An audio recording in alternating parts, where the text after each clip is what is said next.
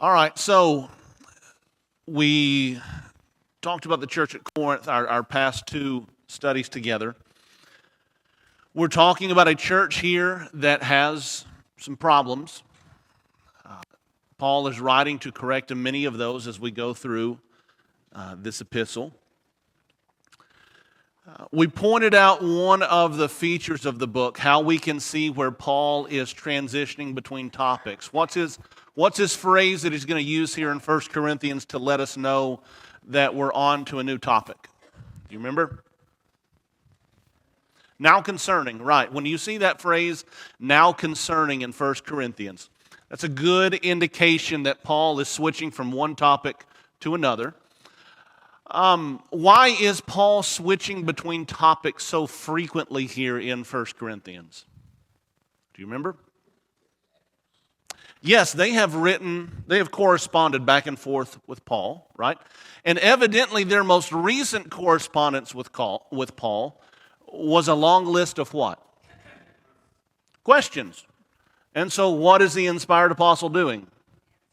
He's writing back answers. He's writing back Spirit-inspired answers to the questions that they have posed to him. So we looked at 1 Corinthians 5 when we were together last week. Let's come over here to 1 Corinthians chapter 8. 1 Corinthians chapter 8, Primero de Corintios capítulo 8.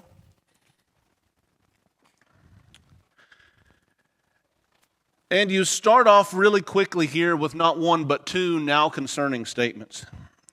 In verse 1, verso 1, now concerning things sacrificed to idols, we know that we have all knowledge. Knowledge makes arrogant, but love edifies. If anyone supposes that he knows anything, he is not yet known as he ought to know. But if anyone loves God, he is known by him. Evidently, we're about to start with a question and answer related to the topic of idolatry, and specifically things that are sacrificed to idols. But before he begins to talk about that, he pauses for a moment here to talk about what?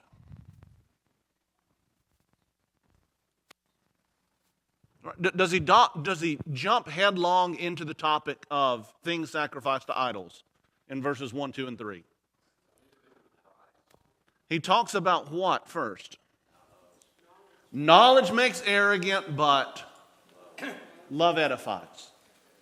All right, and so we're getting an indication here that there might be some in Corinth who are pretty proud of themselves because they esteem themselves to be what? Smart. Smart. They esteem themselves to be pretty smart, but it's one of these situations where they might be missing the forest for the trees, because as much knowledge as they might have, what are they lacking? Wisdom, love. And that seems to be what's going on here with this question of things sacrificed to idols. So look at verse 4. The particular question comes, verso 4. Therefore, concerning the eating of things sacrificed to idols, we know that there is no such thing as an idol in the world, and that there is no God but one. So Paul kind of sets the stage here. As we're dealing with this question about things sacrificed to idols, we all need to recognize what? Summarize verse 4 for me. What do we all need to understand? Not a trick question this morning. Idols are nothing. There's only one God. And so even if these things were sacrificed to idols pertaining to false gods, those gods are false. They're not real. There's only one God. Now, understanding that, what might that cause a person to do if they have that knowledge, but they don't have wisdom and they don't have love? Come to the wrong conclusion, but behave towards those things sacrificed to idols in ways that could do what? Hurt their brother. Ways that could hurt their brother. All right? So keep coming here. The question they have written to Paul is about things sacrificed to idols. Verse 7. So although you have the knowledge that an idol is nothing, verse 7, not all men have this knowledge. But some, having been accustomed to the idol until now, eat food as if it were sacrificed to an idol, and their conscience being weak is defiled. So it's not something that we're necessarily familiar with in our 21st century culture today.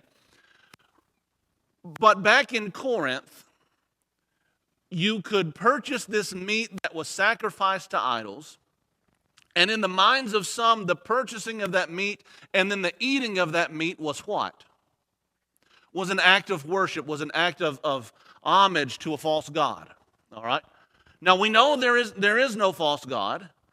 And what Paul is eventually going to tell us is that this meat is the meat unclean, impure? Is it bad? No. But because some Christians seemingly had the understanding that an idol was nothing, what were they doing? Keep reading here in chapter 8.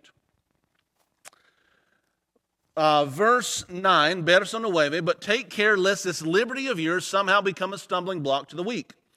For if someone sees you who have knowledge dining in an idol's temple, will not his conscience, if he is weak, be strengthened to eat things sacrificed to idols? For through your knowledge he who is weak is what? Ruined. The brother for whose sake Christ died. So Paul really doesn't even pick up the question here about the eating of meat sacrificed to idols. Here in chapter 8, he's focused on eating meat sacrificed to an idol in one particular context. And what is that? Where? In an idol's temple. And he tells them what? You've got brethren who are weak that if they see that, it's going to ruin them. So what? While you might have this liberty, don't do it. Don't exercise it. Don't go eat this meat in the idol's temple. Verse 12, and thus by sinning against the brethren and wounding their conscience when it is weak, you sin against Christ. Therefore, if food causes my brother to stumble, I will never eat meat again, that I might not cause my brother to stumble. So realize here in chapter 8, he's got one particular focus. He's going to expand it over in chapter 10 that we're going to see in just a moment. But in chapter 8, the focus is on eating this meat that is sacrificed to idols in a particular scenario, and that is in the idol's temple. And he tells them not to do it because that can ruin a brother. And if you do that and you ruin a brother, all while knowing that this brother is sensitive to this, you're not only sinning against your brother. There in verse 12, you're sinning against who? You're sinning against Christ, all right? Come over to chapter 10. Look at these together now. Capítulo 10. 1 Corinthians chapter 10. Yes, ma'am. Will be equal to the idol, eating the sacrifice to the idol. That could happen today. Let's get through chapter 10 and see if we can make that comparison, okay? All right, good question, Ms. Lee. Over here to chapter 10. So, we don't really have that now concerning statement here in chapter 10 like we do elsewhere, but I think we can pull out what's going on here. Chapter 10, look for example at verse 14. Chapter 10 is written about Christians who are living in a society that is full of what? Idolatry. Okay? And the very simple instruction to Christians, like it has been for God's people from time immemorial, is what? Flee from idolatry. Right? God's people have never been permitted to have a part in idolatry, and that principle stays intact even today under the new covenant. Christians are to flee from idolatry. If we are to share with one, it is not with demons with whom we are to share. It is not with false gods with whom we are to share. But in verse 16, we are to eat and drink and share with whom?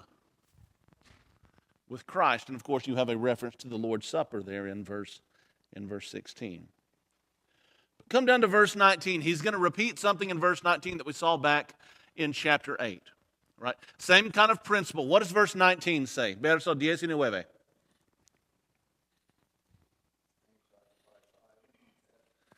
Right. Paul is going out of his way to make clear. He wants his audience to understand. In this entire discussion that we're having, don't take me to be saying what? Right, because an idol is nothing. Okay? There is no real false God in back of it. There is only one God. So what do I mean then, verse 19? That a thing sacrificed to idols is anything, or that an idol is anything? No, verse 20. But I say that the things with the Gentiles sacrifice, they sacrifice to demons and not to God. And I do not want you to become sharers in demons. You cannot drink the cup of the Lord and the cup of demons. You cannot partake of the table of the Lord and the table of demons. So it's a question of fellowship here. That's that word sharing there. It's a question of fellowship. So then, verse 25. Now we're kind of getting back to this original question of things sacrificed to idols. In chapter 8, he addressed one specific scenario. Eating the meat in an idol's temple, and the answer was what? Don't do it. Okay? But now the question expands out a little bit. Does that mean then, Paul, that we cannot eat any meat that has been sacrificed to an idol? This is where, to your question, Miss Lee, this is where this gets challenging in making some sort of apples-to-apples comparison in our society today. Because if we want meat, where do we go? H-E-B. Say all that San Antonio residents, right? We go to H-E-B, okay? We go to H-E-B if we want meat.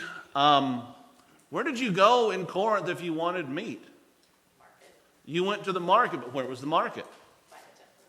Right there in the temple area, right?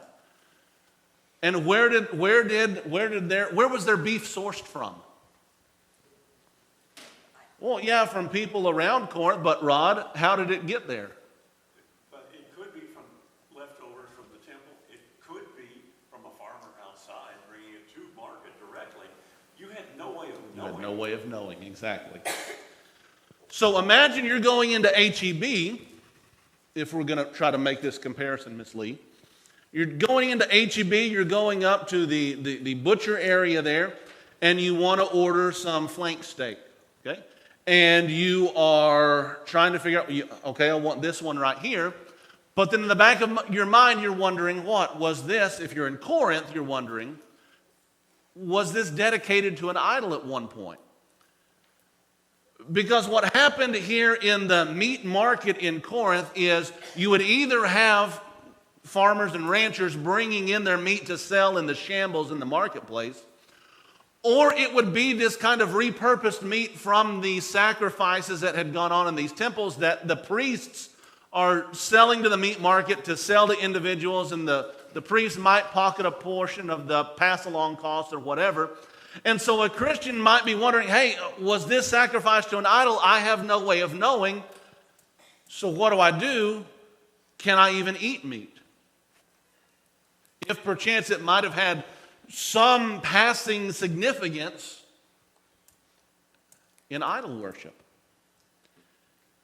And the response, let's start in verse 23. Verso 23. All things are lawful, but not all things are profitable. Okay? So whatever he's dealing with here, he is dealing fundamentally with practices that are what? That are lawful. Things that are okay. Okay?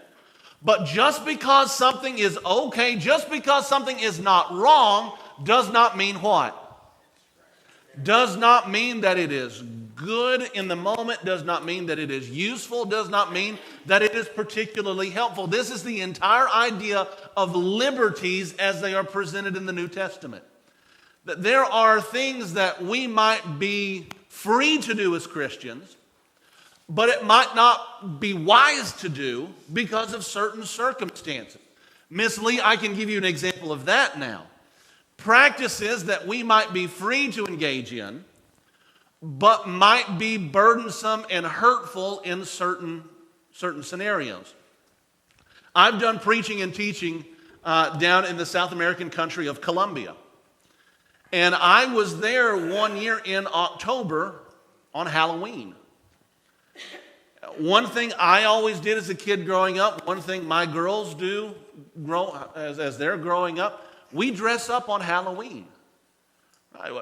Dress up as a Mario character, dress up as a ninja, dress up, I'm trying to think of all the things that my mom made for me when I was little. Joker from Batman, Big Boss Man. Jimmy, you'll get that reference. All different characters we would dress up at. But as I go to Columbia, and we're having a gospel meeting on Halloween night, and you're noticing that afterwards no one from the church is going out trick-or-treating, as we would say. No one's going out. No one's even dressing up. And why is that? It's because of the heavy Catholic influence on that country. And that anyone who was doing that sort of thing out in public was assumed to be involved to some degree with Catholicism. Our brethren didn't want to be involved in that, and so they just abstained from it. Is there anything wrong with putting on a costume, dressing up like a ninja, like a princess, like anything like that? No. We see descriptions of that in the New Testament. Of Jesus describes children going around pretending that they're what? In a marching band or pretending to hold a funeral, pretending to hold a wedding. We see references to that. These are things that kids do. There's nothing wrong about that. But could it be wrong in a certain scenario? Could it give the wrong impression? Could it incorrectly associate someone with something that could destroy their ability to share Christ rather than enhance their ability to share Christ? Could that be like Christmas and Easter as well? I think to some degree it could, certainly. There are some brethren who would disagree with that, but if you're just asking for my opinion, I think perhaps you could see something similar in that vein. Yes, Mike? Go back to Acts chapter 15, the Jerusalem Council, where there was a debate whether Gentiles needed to be circumcised. And a letter that went out to them was that you abstain from things offered to idols. I mean, a direct command to, because that was something that they had struck them out of idolatry, and there were some weightier issues like sexual immorality and other things other than circumcision, which was not required.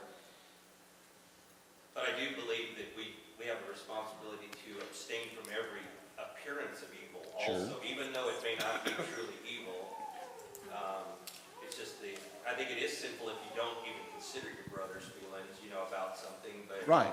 But clearly it's not wrong. But it's interesting that they were written, those instructions, to not partake of things offered to idols. Okay.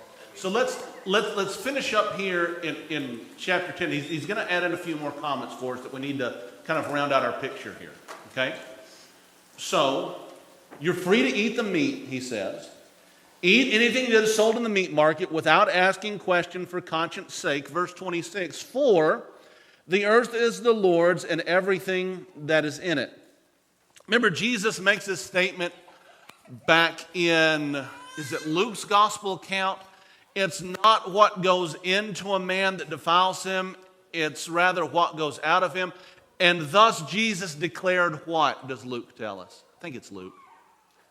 Thus he declared all foods to be clean. Okay, that seems to be the idea here at least in verse 26. So verse 27 then, there's something else to remember. If one of the unbelievers invites you, so again, we're working off of this principle in verse 23. All things are lawful, but not all things are profitable. And just time out real quick. Anyone's Bible in verse 23 use a different word than profitable there? Edify. Who over? Expedient. Right? Here's where you get this New Testament doctrine of expediency. Things that are expedient. For a thing to be expedient, number one, it must first be what? Lawful. And number two, it's got to be helpful. Okay? So here we are talking about things that are lawful, but not everything may be expedient. We have to make a judgment call about that. Eat whatever is sold in the meat market without asking question for conscience sake. Verse 27, verso 27. If one of the unbelievers invites you and you wish to go, eat anything that is set before you without asking question for conscience sake. But if anyone should say to you, this meat is sacrificed to idols, do not eat it. Do not eat it for the sake of the one who informed you and for conscience sake. I mean, not your own conscience, but the other man's. For why is my freedom judged by another's conscience? If I partake with thankfulness, why am I slandered concerning that for which I give thanks? Whether then you eat or drink or whatever you do, do all to the glory of God. Can you eat the meat that's sacrificed to idols? Can you eat meat that had been sacrificed to idols? You could. But again, he's going to focus on a particular scenario where the answer is no. What's the particular scenario? You're sitting down there to eat with someone, and they say to you, whether this is the unbeliever who is saying to you this was sacrificed to idols and setting it up then to be some sort of homage or worship, or whether this is a fellow believer with you at the meal who has knowledge of this, who is a weaker brother and says, hey, this was sacrificed to idols. Paul says, whatever the case is, what do you do in that situation? You don't eat it. Because in eating, either you would give the wrong impression that you're worshiping the idol, or you're going to ruin your brother, the very thing that he's already talked about. But what is in back of both of these? What is the principle that he has been focusing on here that is in back of both of these? I have my liberties, but do I press my liberties to another person's ruin? No. Why? Because I love my brother. All right. This is the background that we have seen all along. In chapter 5, they didn't love their erring brother. And evidently they didn't love themselves. Chapter 8, they're pressing their liberties. And they don't really give a thought about what their brother's consciences might be. Same thing in chapter 10. We're seeing what is the fundamental problem in the church at Corinth. It's a lack of love, which he is then going to hit on in very explicit ways in what chapter? Chapter 13. So let's just make a mental note of this. Is chapter 13 written by Paul to be placed into our wedding ceremonies? Now, it's entirely appropriate to put into our wedding ceremonies. I preached a wedding this past Friday, and I made reference to 1 Corinthians 13, and it fits. But is 1 Corinthians 13 primarily written about our marriages? No. It's written about what? Brethren in a local church that didn't what? That didn't get along and didn't love each other. And that's the context in which we're going to find 1 Corinthians chapter 13 written. Reed, saw your hand up. I was going to say, doesn't it speak to how important it is for us to get to know our fellow brethren? It does. And be aware of our surroundings. Because you can't make a good informed decision without knowledge. And using knowledge, like you say, with love and wisdom. But like what we have groups. We have people that we're trying to get to know. We've been here a year. We don't know as many people as you do guys. I know people that were 27 years ago, but Yeah. There's a lot of people that have come and gone between them. Yeah. So how are you going to acquire that knowledge in a peaceful and concerning way so that you can find, maybe you can help someone that has a problem, but you don't know if you don't ask the questions. And let me point out one more thing here. As you look at 1 Corinthians chapter 10.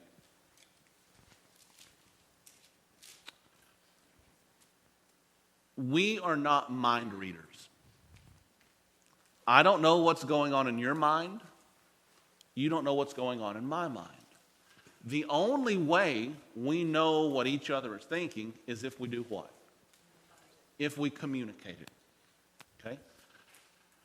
How in the world can I know if my behavior is going to offend my brother's conscience?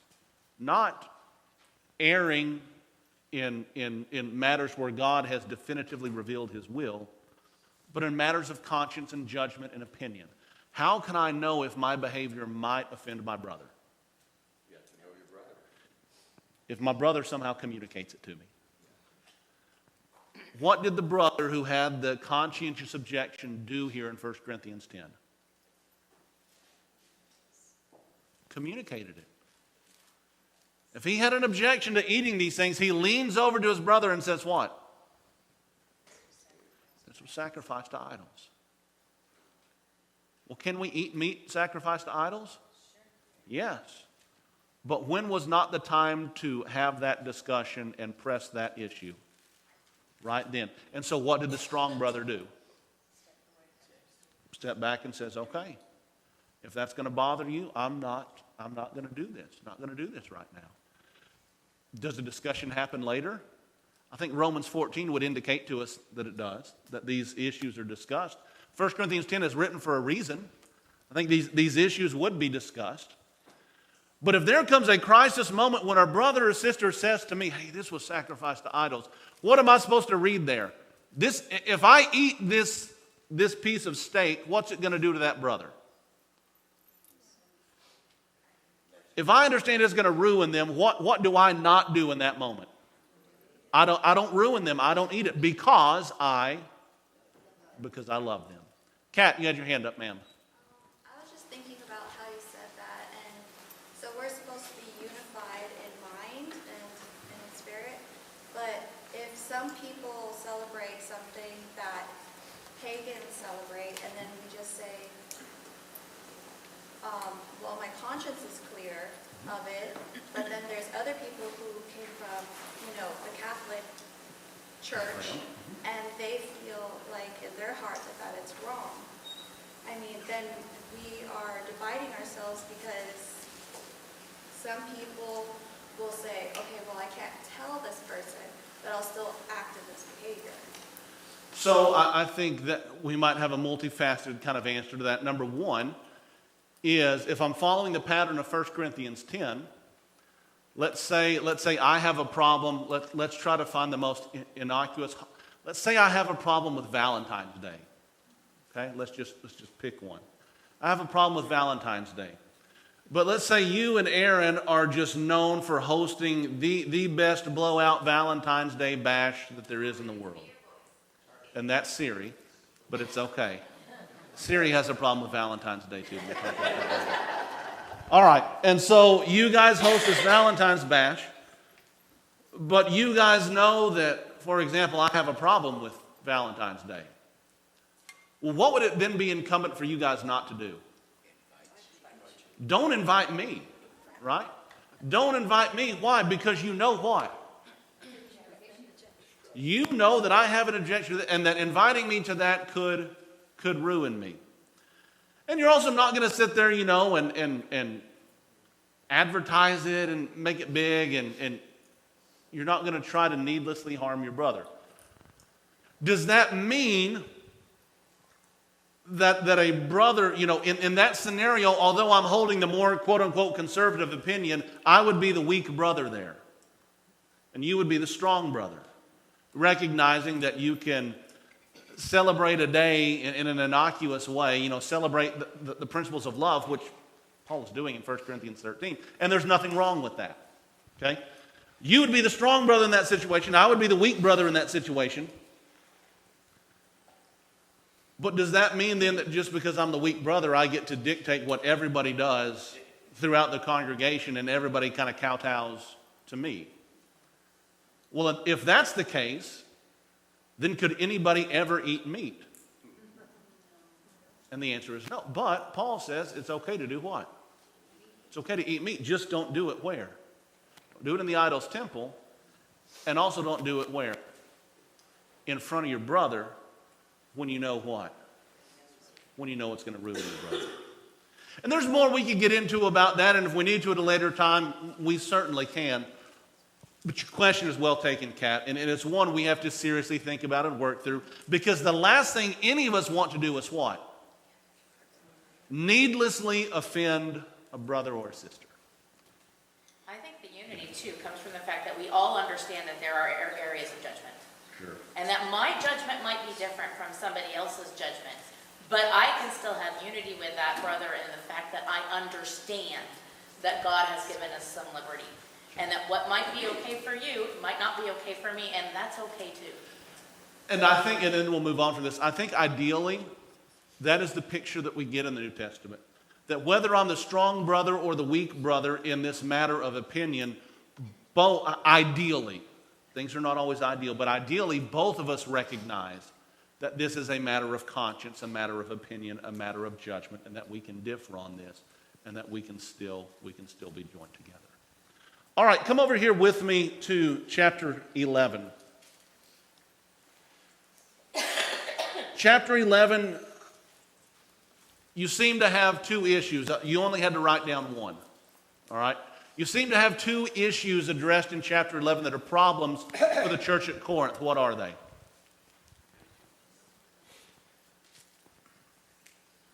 One of these is just knock it out of the park. You know it already. What is it?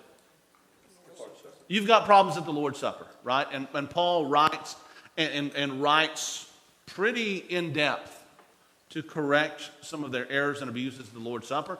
And then there also, in the first half of the chapter, there seems to be an issue regarding what? Yeah, women conducting themselves appropriately, and perhaps some even being resentful of or casting off the idea of the headship and the leadership of a man. And so he writes to correct both of those ideas. In chapter 11 and verse 8, a man does not originate from woman, but woman from man. For indeed, man was not created for the woman's sake, but woman for the man's sake. Therefore, the woman ought to have a symbol of authority on her head because of the angels. However, in the Lord, neither is woman independent of man, nor is man independent of woman. For just as the woman originates from the man, so also the man has his birth through the woman, and all things originate from God. Judge for yourselves, is it proper for a woman to pray to God with her head uncovered? Does not even nature itself teach you that if a man has long hair, it is a dishonor to him? But if a woman has long hair, it is a glory to her, for her hair is given to her as a covering. But if one is inclined to be contentious, we have no other practice, nor have the churches of God. And that's a much deeper issue, I recognize, than what we have time for this morning, or the time to focus on this morning. But the same thing for chapter 11. There are these abuses of the Lord's Supper. What seems to be the big issue with their observance of the Lord's Supper? Say it again, Josh. We're just casually eating. Okay, perhaps they are just casually eating it. What has been the problem all up to this point in the church of Corinth? A lack of what? Lack of love. So how does this lack of love manifest itself in their observance of the Lord's Supper? Divisions. We've got these divisions in the church at Corinth, and apparently it seems to be along the lines of the wealthy and the poor. As you look over here at chapter 11 and verse 21, for in your eating, each one takes his own supper first, and one is hungry and another is drunk. Whether it's rich and poor or just some other schism, there seems to be one group that is getting together first, and what are they doing?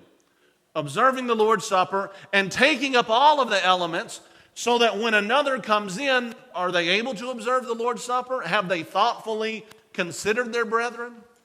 No. And so what is Paul's instruction? Well, he reminds them in verse 22, beginning in verse 22, what this whole observance is about and how Jesus originated it. And then he says this, verse 33, so then, my brethren, when you come together to eat, wait for one another.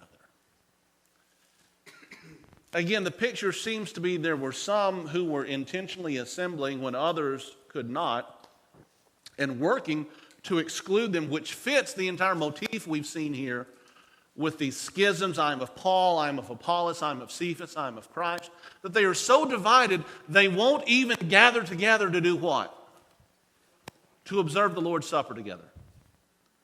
And Paul says, no, you all come together as one in this observance. Wait for one another. If you want to have this casual eating, as Josh mentioned, eat at home, so that you may not come together for judgment. The rest of the matters I will arrange when I come. Chapter 12 then starts off with what in verse 1? Now concerning, we got another question for them. This wasn't on your sheet. We'll just throw this in for extra. Now concerning what? So they had written to Paul a question about what? Spiritual gifts. If you've read ahead, you kind of understand what's going on in this chapter. They've written Paul a question asking him what about spiritual gifts? Hey, Paul, which one's the best? Which is a question we might expect from our second graders, third graders, fourth graders, maybe even fifth graders. It's not a question we would expect from whom? 30, 40, and 50-year-olds in the local church.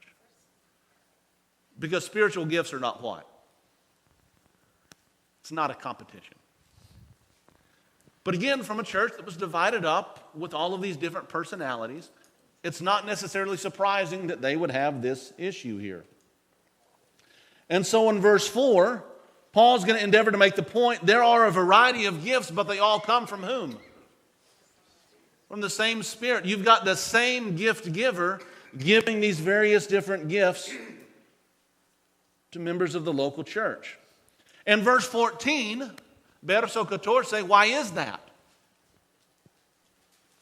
Why is the same Spirit giving different gifts to people in the local church? Because the local church is a body, and a body is made up of different parts, different members, right? If everything was hearing, well then where would be the seeing or the smelling or the tasting or anything like that? You need different functions in a body or different members in a body for that body to function properly. And so verse 18, verso 18, but now God has placed the members, each one of them, in the body just as he desired. And if they were all one member, where would the body be? But now there are many members, but one body. And then come over here to verse 30. As he starts to get specific to what he realizes is kind of the actual meat of their question. He says, all do not have gifts of healing, do they? All do not speak with tongues, do they? All do not interpret, do they? But earnestly desire the greater gifts, and I show you a more excellent way. Earnestly desire the greater gifts. And he's going to transition directly into chapter 13, so put the pieces together for me. What is the greater gift? Of. They have become so microscopically and myopically focused on this gift or that gift, tongues or interpreting or prophecy, that they have missed the big picture here. That all of these are nothing without love. I become this noisy cymbal, right? A noisy gong, a clanging cymbal. If I speak with the tongues of men and of angels, but do not have love, which kind of indicates to us, for the folks that wrote this question, what gift do you think they thought was the best? Tongue speaking. He said, look, if you think that's the greatest, you've missed the entire point here. Not that he's creating this list of, hey, this gift is best, followed by this, followed by this, followed by this. But you've missed the point because these gifts were given for what purpose? To edify. Not to show what? That you're better than this person over here. Yes? That was probably the most miraculous thing. I mean, as far as like, human observing. You know about tongue speaking? Right. Perhaps, yeah. Speaking in a language that is known but is unknown to you, right? Certainly that would certainly catch attention. And Paul even says as much there in 1 Corinthians chapter 14. Speaking of chapter 14, look at verses 1 through 3. Capítulo 14, versos 1 a 3. And then he's going to address the question again. But this time he's not approaching it from a hierarchical position. He's approaching it more just kind of from a worm's eye level. Okay? Chapter 14, verse 1, pursue love, yet desire earnestly spiritual gifts, especially that you may prophesy. There were folks in the congregation who, as this is being read in the congregation, expect him to say, earnestly desire the gift of tongue speaking, but he doesn't say that. He says, earnestly desire the gift of prophecy. And then in verses 2 and 3, he's going to explain why he didn't say what? Why he didn't say tongue speaking. For one who speaks in a tongue does not speak to men but to God, for no one understands, but in the Spirit he speaks mysteries. But one who prophesies speaks to men for edification and exhortation and consolation. Verse 4, one who speaks in tongues edifies himself, but one who prophesies edifies the church. Just from a strictly worm's eye level, if you had a tongue speaker or a prophet in the assembly, whose contribution, just those two facts alone, whose contribution would be more beneficial? The prophet. Why would the tongue speakers not? Because you had to have an interpreter. And for that reason, that simple reason, Paul says, this is why prophecy would be the quote-unquote greater gift, just because you didn't have to have two people to exercise it. You only had to have one. They're missing the point here about edification, and that's because they're missing the principle to do what? To love each other. And so we're seeing here, and I hope we've brought that out this morning, when a congregation, when a local church lacks love, what does it affect? Everything. Everything. They misunderstood spiritual gifts. They misunderstood the Lord's Supper. They misunderstood headship. They misunderstood practical things, eating meats, associating with one another, dealing with sin, being unified. They missed it all because at the very bottom, they didn't what? They didn't love each other. Their foundation was off. Their foundation was off. Appreciate your attention and your participation this morning. We pick up 1 Corinthians 15 next week and we wrap up this lesson. Thanks for being here, guys.